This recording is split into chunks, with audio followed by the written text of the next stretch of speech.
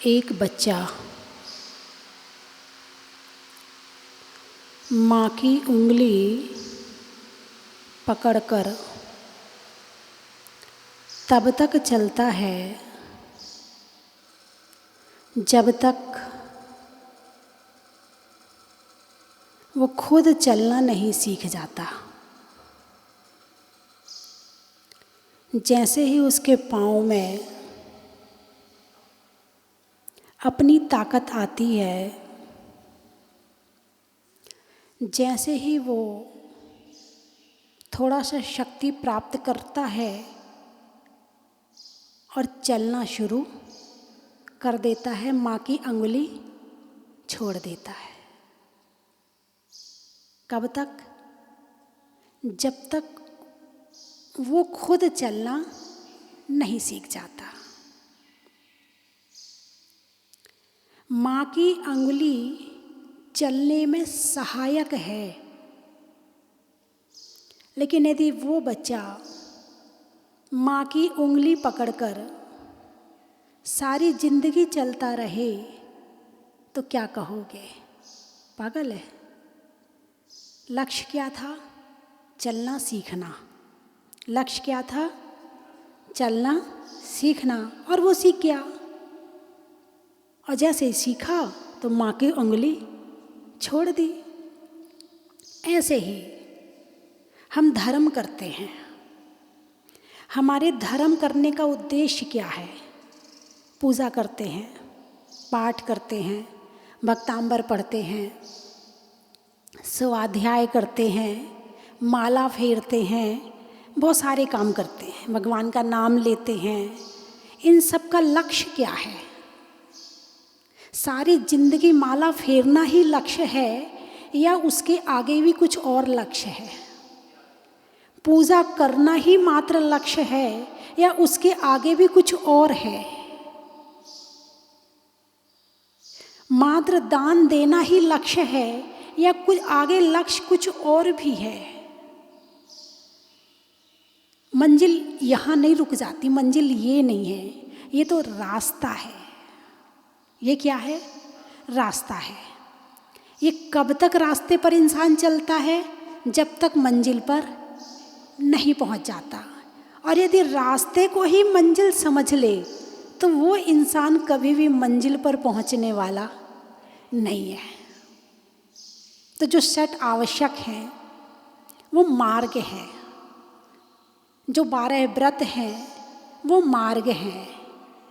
किसके लिए?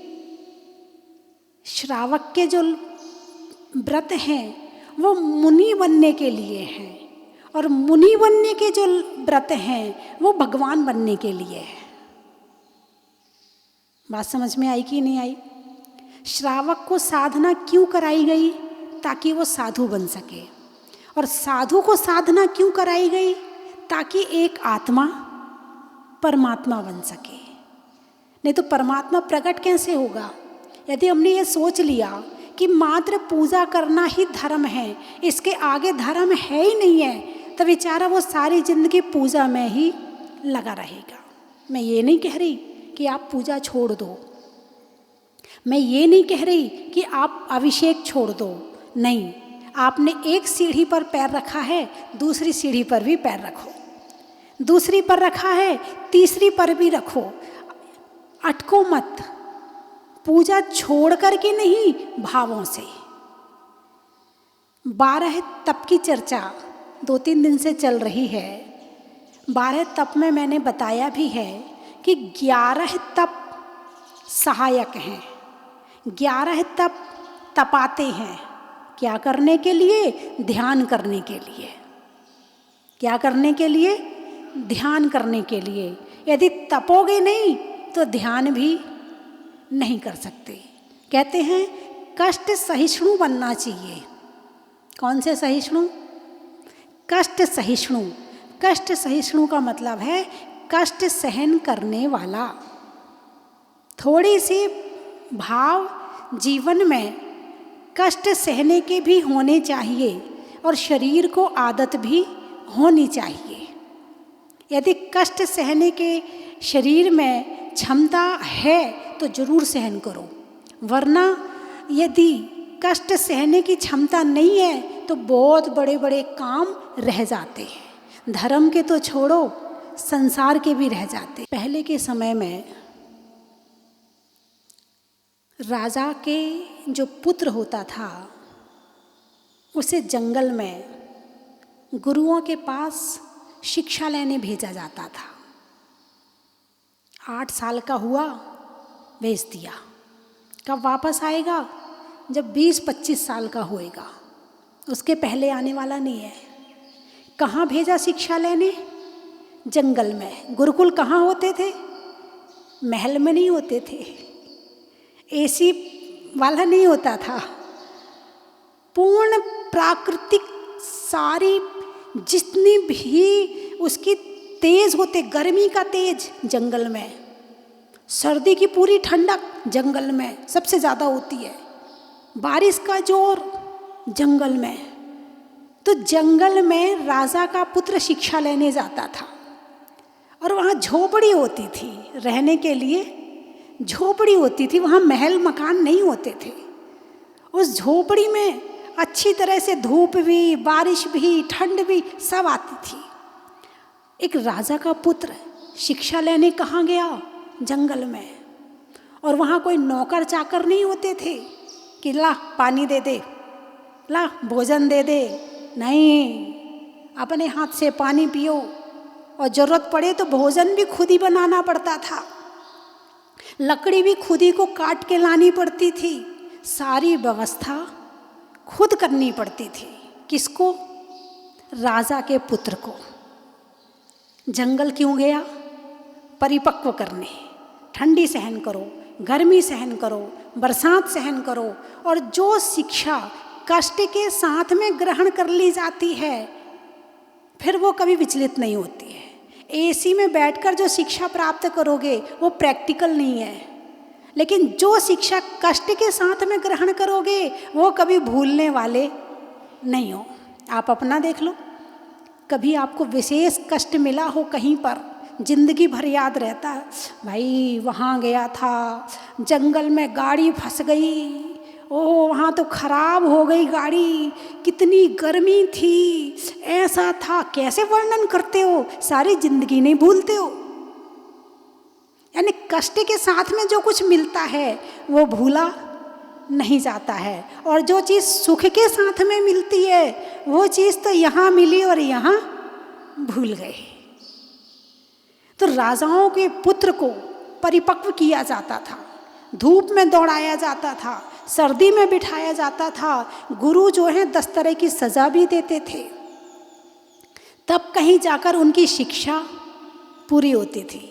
उन्हें केवल किताबी ज्ञान नहीं दिया जाता था, उन्हें शारीरिक रूप से भी परिपक्व किया जाता था।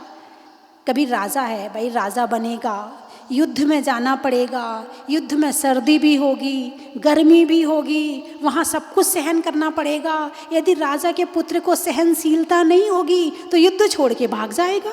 गर्मी लग रही मुझे तो मैं तो जा रहा, भाई बहुत सर्दी हो रही यहाँ, मेरे से युद्ध नहीं हो रहा, मेरे तो हाथ अकड़ रहा है।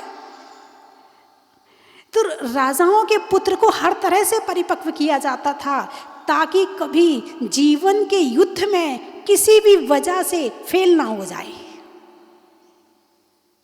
शारीरिक परेशानियों की वजह से जीवन में फेल ना हो जाए, इसलिए उसे कष्ट सहिष्णु बनाया जाता था। तो धर्मात्मा बनने के लिए भी कष्ट सहिष्णु बनना जरूरी है। यदि आपको एसी के बिना रहने की आदत नहीं है, कूलर के बिना रहने की आदत नहीं है, और मंदिर में कूलर नहीं है और एसी नहीं है, क्योंकि हमारे भगवान ने जंगल में तपस्या करी है, तो हमारे भगवान के मंदिर में भी ये चीज़ रहे कुछ शोभा भी नहीं देता है। तो मंदिर में जब एसी और कूलर नहीं है और जिसे इस चीज़ को रहने की आदत नहीं है, उसका मन पूजा में लगने वाला, भाई बहुत गर्मी हो रही, हमसे तो पूजा होने वाली नहीं है, इतनी गर्मी तो हमसे बर्दाश्त नहीं होने वाली, हम तो बिना पंखे के नहीं रह सकते, हम तो प्रवचन भी नहीं सुन सकते बिना पंखे के, हम तो नहीं बैठ सकते। कष्ट सहिष्णु, एसी के बिना भी रह सकते हैं, पूजा में मन लगेगा।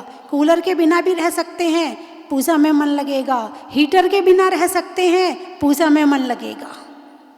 क्योंकि शरीर को आदत पड़ गई है क्या सहन करने की? गर्मी और सर्दी सहन करने की। ये भी एक आदत होती है।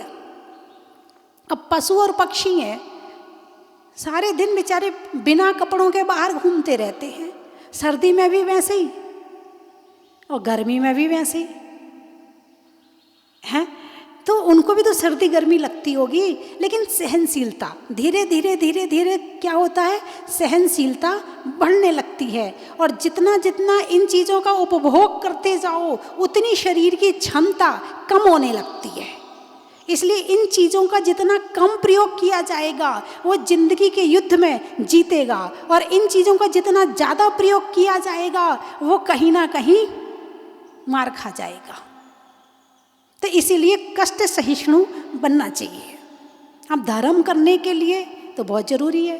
कई बार तो यहाँ ऐसा भी हुआ, एक बार एक भाई आए, भाई एसी है कि नहीं है यहाँ पे, रात का समय था। उन्हें बड़ा गुस्सा आया। शुरू की बात है, जब यहाँ नए नए 2-4 कमरे ही बने थे, तो भाई बताया कि यहाँ एसी नहीं। उसे तो क्रोध आ गया, इतनी व्यवस्था नहीं करते हैं क्षेत्र वाले कि एसी लगवा के रखें, पता नहीं कि यात्री आते हैं और एसी तो कम से कम होना चाहिए यहाँ पर। उसे गुस्सा आ गया और अपनी पत्नी से बोला, चलो वापिस, मुझे नहीं करना अभिषेक। मैं बिल्कुल सत्य घटना बता रही हूँ, नहीं करना मुझे अभिषेक, यहाँ एसी भी नहीं है। उसकी पत्नी थोड़ी उससे ज़्यादा थोड़ा सा हुई, तुम्हें जाना है तुम जाओ, एसी मिले ना मिले, मैं तो सुबह का अभिषेक देख के जाऊंगी। अब पत्नी नहीं जाएगी तो पति कैसे जाएगा? मन मार के बेचारा रुक गया। रात को गुस्सा ठंडा हुआ, सुबह प्रायश्चित किया, मुझे बताया, बोले माता जी इतने भाव खराब हुए रात को। किसने किए? एसी ने। किसने किए? एसी ने। यदि एसी बिना रहने की आदत होती तो तीर्थ क्षेत्र पर आकर भाव खराब होने वाले नहीं थे। यदि पत्नी उसकी बात मान लेती तो शायद वो यहाँ से चला जाता।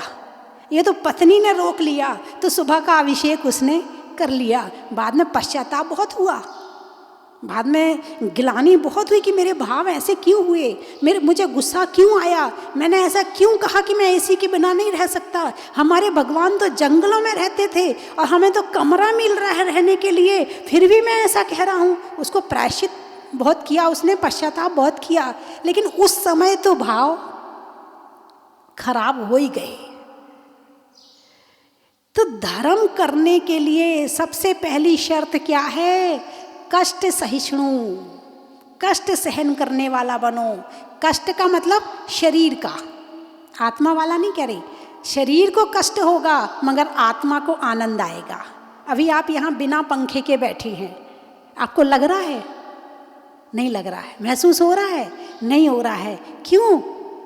क्योंकि मन जो है आनंद में है, मन प्रवचन सुन रहा है, आनंद आ रहा है। तो इस आनंद के आने से शरीर भी कहता है ठीक है भाई, तू आत्मा का आनंद ले ले, मुझे बाद में दे देना। ऐसे ही 22 परिसय है मुनिराज के लिए, 22 परिसय बताए हैं। क्षुत, पिपासा, शीतोष्ण, दंशमशक, नागन्या, रति, स्त्री, निषद्या, शय्या, क्रोश, वध, याचना, लाभ, रोग, तृण, स्पर्श, मल, सत्कार, पुरस्कार, प्रज्ञा और अज्ञान। ये 22 परिचय बताए गए हैं। परिचय यानी कि आने वाले कष्ट, ये कष्ट सहन करके जिसने इस पर विजय प्राप्त कर ली और अपने ध्यान में लीन रह गया, बस वही तो विजेता है। एक भजन पहले मैंने कई बार सुना था, लेकिन एक बार जब मैं बिहार कर रही थी, बहुत पहले की बात है, ब्रह्मचारिणी अवस्था की, तो बिहार करते करते किसी ने ये भजन सुनाया और वो भजन एकदम से दिमाग में अटैक किया। अच्छा, इस भजन का ये भावार्थ है। पहले तो सुन लिया, ठीक है गाया है, सुन लिया, लेकिन कभी उसका अर्थ नहीं निकाला। कभी भाव के आत्मा के अंदर नहीं गया। उस दिन वो भजन अंदर गया और ऐसा गया अंदर कि उसको पढ़ने का बार बार मन करता है, उसको याद करने का मन करता है कि उसे याद करते रहो। मोक्ष के प्रेमी हमने कर्मों से लड़ते देखे, मोक्ष के प्रेमी हमने कर्मों से लड़ते देखे, मखमल पर सोने वाले भूमि पर चलते देखे, मोक्ष के प्रेमी हमने। कौन? मोक्ष के प्रेमी हैं।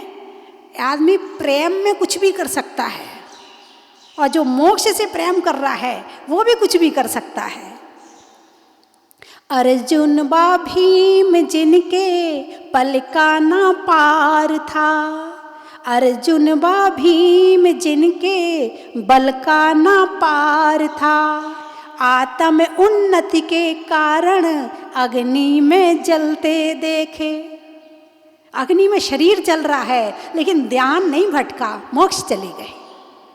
इसी ध्यान की एकाग्रता के लिए शरीर का कष्ट सहन करवाया जाता है। अग्नि में जलते आत्म उन्नति के कारण अग्नि में जलते देखे, मोक्ष के प्रेमी हमने कर्मों से लड़ते देखे। पारसनाथ स्वामी उसी भावे मोक्षगामी, पारसनाथ स्वामी, पारस चैनल, पारसनाथ स्वामी उसी भावे मोक्षगामी, कर्मों ने नाही छोड़ा पत्थर तक पड़ते देखे, कर्मों ने नाही छोड़ा पत्थर तक पड़ते देखे, मोक्ष के प्रेमी हमने कर्मों से लड़ते देखे। सेठे सुदर्शन प्यारा रानी ने फंदा डारा, सेठे सुदर्शन प्यारा रानी ने फंदा डारा, शीले को नाही छोड़ा शूली पर चढ़ते देखे, शीली को नाही छोड़ा शूली पर चढ़ते देखे, मोक्ष के प्रेमी हमने कर्मों से लड़ते देखे। भोगों को त्याग सीता जीवन ये जाए बीता, भोगों को त्याग सीता जीवन ये जाए बीता, आशा ना पूरी हुई। किसकी आशा पूरी हुई है? किसकी इच्छाएं पूरी हुई हैं? आशा ना पूरी हुई अग्नि में जलते देखे, आशा ना पूरी हुई मरघट में जलते देखे, मोक्ष के प्रेमी हमने कर्मों से लड़ते देखे। मोक्ष जाने के लिए पूरा तपाया जाता है, पूरा तपाया जाता है कि कहीं किसी कारण विचलित ना हो जाओ। भूख लगी है, उपवास करके अभ्यास करो भूख सहन करने का, समता रखो, उपवास करके ध्यान लगाओ। जब उपवास करके ध्यान लगाओगे फिर कभी भूख लगेगी भी तो फिर तुम्हारा ध्यान नहीं भटकेगा, क्योंकि अभ्यास है। प्यास में सहन करके लगाओ, क्षुत पिपासा शीतोष्ण सर्दी में लगाओ, उष्ण गर्मी में लगाओ। दंश मशक, दंश मशक किसे कहते हैं? दंश, जो दंश मारे। कौन? मच्छर। मच्छरों के बीच में बैठ के ध्यान लगा लेते हैं, मच्छर काट रहे हैं, पता ही नहीं है। अभ्यास क्या है ये? अभ्यास। जब अंदर एकाग्रता बनती है तो बाहर शरीर का पता नहीं चलता है। 22 परिसों के माध्यम से तपाया, 12 तपों के माध्यम से तपाया, तब कहीं जाकर परम सुख और परम शांति मिलती है। जब तक शरीर के सुख में लगे रहेंगे तब तक आत्मा की शांति और सुख मिलने वाला नहीं है। और वर्तमान में अभी क्या चल रहा है? अरे बोलिए ना। वर्तमान में बस सुखों में जी रहे हैं, एक सुख की कमी हो तो जाए, घर में लड़ाई और झगड़े हो जाएंगे। यदि लॉकडाउन के समय में एसी खराब हो गया हो और एसी सुधारने वाला ना आए तो इतना गुस्सा आ रहा होगा, हे भगवान, इस एसी को अभी खराब होना था। पता नहीं वो कितने गंदे गंदे विचार बना लेगा एक एसी के कारण से, एक कूलर के कारण से। तो मैंने कल कहा था ना, सब चीज़ के बिना रहना सीखो। क्यों कहा था? जब हम ये इस तरह की स्थिति अपने जीवन में प्राप्त करेंगे तब ही हम जाप, माला, ध्यान, पूजा तभी कर पाएंगे। और केवल सुखों में ही लगे रहेंगे तो फिर तो यही लगेगा, अरे आज तो मुझे घर जाके इडली डोसा बनाना है, बस आज मैं वो करके आई हूँ, तैयारी करके आई हूँ, फटाफट जाके बनाऊंगी। चल रही है पूजा, ओम ह्रीम श्री पार्षणा जो आज उनने बस पीछे पड़ गए, वो तो बना दे ओम ह्रीम श्री पार्षणा जन्नार्घन प्रांति स्वाहा। इडली डोसा याद आ रहा है, इधर पूजा चल रही है, इधर इडली डोसा याद आ रहा है। बोलिए ऐसा होगा कि नहीं होगा? तो धर्म करने के लिए, निर्विकल्प होने के लिए, ध्यान की एकाग्रता बनाने के लिए संसार को किस किस तरह से छोड़ना चाहिए, ये धर्म सिखाता है। यदि मच्छर भी काट रहा है, तुम अपने ध्यान में अरिहंत सिद्ध, भगवान आपने ऐसा ध्यान किया था, मुझे भी करना है। भगवान जैसे आप ध्यान में बैठे हो, ऐसा ध्यान मुझे भी प्राप्त करना है। प्रभु ऐसा ध्यान मिलेगा, उस दिन मुझे परम शांति की प्राप्ति होगी। हालांकि पंचम काल है, यदि पंचम काल में आप चाहो कि पहाड़ पे जाके ध्यान लगा लो, नहीं लग सकता है। क्यों नहीं लग सकता है? शरीर का संघनन, शरीर की शक्ति इतनी नहीं है। यदि लगा भी लिया तो दूसरे दिन ध्यान लगाने के लिए शरीर ही बैठ नहीं पाएगा, बीमार पड़ जाएगा। ज़्यादा सर्दी सहन कर ली तो हो सकता है कि ऐसा हो जाए कि बेचारा नाकी पहुँचता रहे। शरीर की शक्ति कम है, लेकिन जितनी शक्ति है उतना तो करो, जितनी शक्ति है उतना तो करो। आप 1 महीने का उपवास नहीं कर सकते हो, एक उपवास तो कर सकते हो। आप एक उपवास भी नहीं कर सकते, एक आसन तो कर सकते हो। आप पूजा करते हो, ध्यान से करो पूजा। मैं बार बार इस बात को बता रही हूँ कि षट आवश्यक को ध्यान से करने वाला ध्यान तक पहुँच जाएगा, और जो ध्यान तक पहुँच गया है वो शुद्धोपयोग तक पहुँचेगा, और जो शुद्धोपयोग तक पहुँचा है वो एक दिन मोक्ष में भी पहुँच जाएगा। ये है रास्ता भगवान बनने का। हालांकि पंचम काल में अभी भगवान बनने का रास्ता तो है, मंजिल नहीं है। अभी यहाँ से मोक्ष नहीं जा सकते हो। मोक्ष जब भी मिलेगा चतुर्थ काल में मिलेगा। और विदेह क्षेत्र में यदि अभी जाना है तो विदेह क्षेत्र में आज भी चतुर्थ काल चल रहा है। यदि योग संयोग होगा तो वहाँ से भी हो सकता है, लेकिन भावना तो अंदर में कम से कम होनी चाहिए। मोक्ष के प्रेमी हमने कर्मों से लड़ते देते। एक माँ अपने बच्चे के कारण कितने कष्ट सहन करती है, बोलिए करती कि नहीं करती हैं? ये कहा जाता है खुद गीले में सो जाती है, बच्चे को सूखे में सुला देती है। कोई रसगुल्ला यदि एक होगा, अरे मेरा बेटा आ रहा है ना, चल वो ही खा लेगा, मैं नहीं खाती हूँ। अपना स्वाद छोड़ देती है।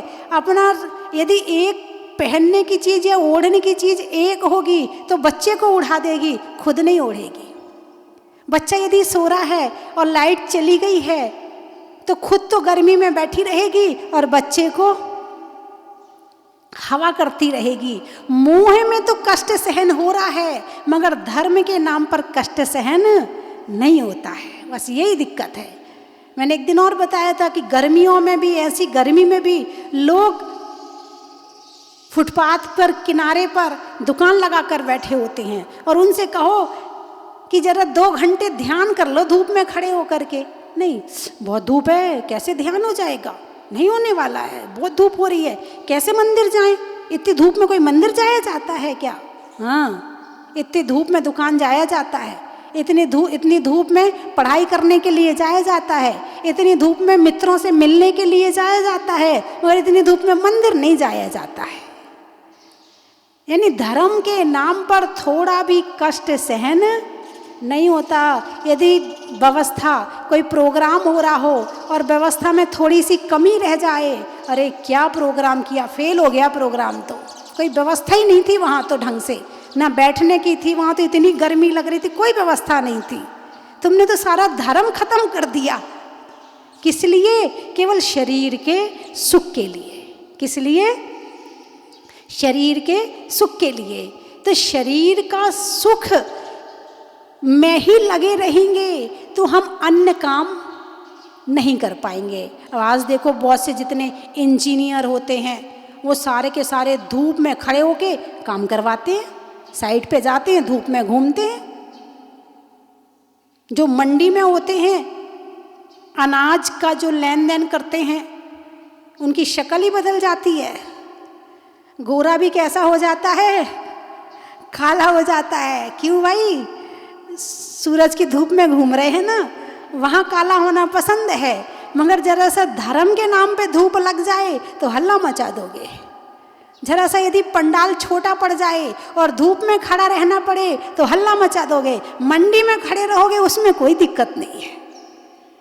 तो धर्म के नाम पर यदि आप जो कष्ट सहन करोगे उसका नाम है तपस्या, और उससे होगी कर्म निर्जरा, उससे होगा संवर।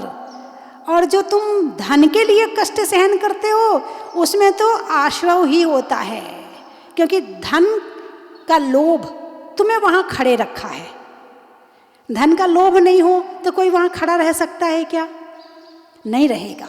और धन का लोभ है तभी तो 12 बजे की धूप में देखो कैसे घूम रहे हैं। शक्ल भी चेंज हो गई तो भी कोई दिक्कत नहीं है, कलर भी, पैसा आना चाहिए। शक्ल भले चेंज हो जाए, सुंदरता भले कम हो जाए, मगर पैसा आना चाहिए। पैसा आ गया तो हम तो सुंदर ही सुंदर हैं, पैसा सुंदर है सबसे, इसलिए हम सुंदर हो जाएंगे। तो बंधुओं, निमित्त उपादान को जागृत करने में निमित्त सहायक है। तो निमित्त कब तक? जब तक उपादान जागृत नहीं हुआ है। और उपादान जागृत हो जाए फिर उसकी शक्ति का इतना उपयोग करो, इतना उपयोग करो कि वो शक्ति आपकी आत्मा को परमात्मा बना दे। तो बंधुओं, जीवन में कर्म शरीर के लिए और धर्म आत्मा के लिए। कहते ना, थोड़ा धर्म कर्म कर लिया कर, पहले धर्म फिर कर्म, थोड़ा धर्म कर्म कर लिया कर। धर्म किसके लिए? आत्मा के लिए। कर्म किसके लिए? शरीर के लिए। जो शरीर के लिए किया जाए वो कर्म, और जो आत्मा के लिए किया जाए वो धर्म। कोई आपसे पूछे भाई साहब आपके भारत में क्या होता? बोले हमारे यहाँ का रहन सहन ऐसा ही है। हमारे यहाँ का रहन सहन दो चीज़ें हैं। शब्द बड़े सुंदर हैं। रहन यानी रहना है, रहना है तो सहन सहना है, और नहीं सहना तो मत रहो। भाई यहाँ रहते हो, चाहे यहाँ रहो चाहे घर में रहो, तो रहन के साथ में सहन करना, बस वही तो सिखा रही हूँ, वही तो सिखा रही हूँ कि थोड़ा सहन करो, थोड़ी सहनशीलता रखो। है पृथ्वी इतनी सहनशीलता रखी है कि सारी दुनिया उसके ऊपर बैठी है, चल रही है, घूम रही है, सहनशील है। गड्ढा करते हैं कुछ नहीं कहती है, खोदते हैं कुछ नहीं कहती है, हल चलाते हैं कुछ नहीं कहती है। और ज़्यादा पाप करोगे तो फिर धरती को भी जब आ जाएगा तो वो भी हिल जाती है। उसका इतना सा हिलना भी तुम्हारे लिए बहुत भारी हो जाता है। तो सहनशील, कैसे सहनशील बनना है? तो बताया है धरती के समान सहनशील बनना है। जैसे एक बच्चा अपनी माँ को मार भी दे तो माँ उसे मारती नहीं है। एक बच्चे के कारण यदि माँ को कोई ज़्यादा कष्ट भी हो जाए तो माँ कभी उसे डांटती नहीं है। तो माँ को क्या बताया है? सहनशील बताया है। माँ के अंदर बच्चे के प्रति ममता है तो वो सहनशील है। तो ऐसी सहनशीलता जब आत्मा के प्रति जागृत हो जाएगी ममता, तो ऐसी सहनशीलता शरीर में भी आ जाएगी। तो सभी लोग जीवन में धर्म करने के लिए सहनशील बने। बोलिए 24 भगवान की